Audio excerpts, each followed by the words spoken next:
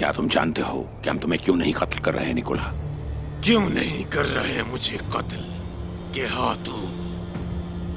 क्योंकि तुम्हारी जड़ें इस खत्ते में पूरी तरह फैली हुई हैं,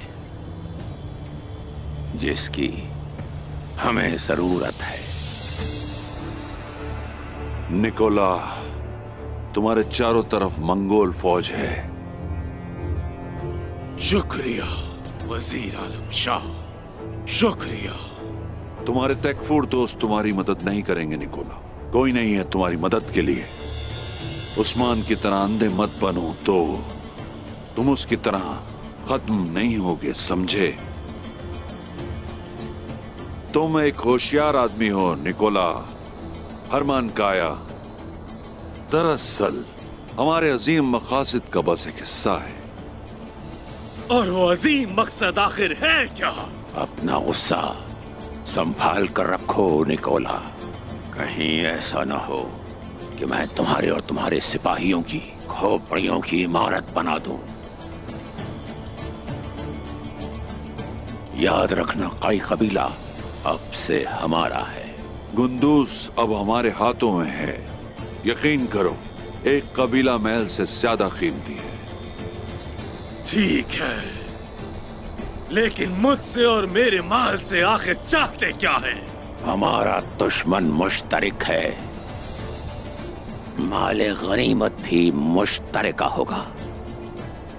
ये जगह हमारी है, सल्जूक की जगह भी हमारी होगी,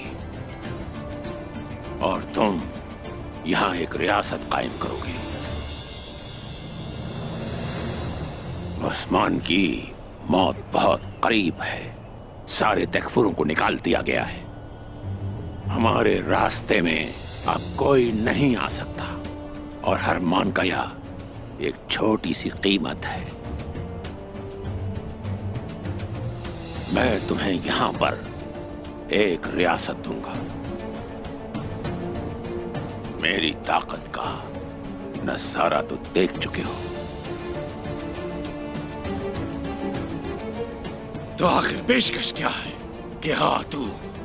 क्या तुम इस सरजमीन में मुकद्दस रोमी सल्तनत को जिंदा नहीं करना चाहते निकोला?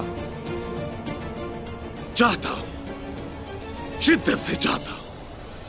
अगर तुम हमारे मफाद को पूरा करते हो और हमारे साथ वफादार रहते हो, तो क्या तुम्हें जरूर वो देगा। लेकिन पहले उस्मान को मरना होगा। वो अपनी मां सलजान खातून से मिलने दरगाह जाएगा। पहले उस्मान को मरना होगा, बाकी बातें उसके बाद होंगी।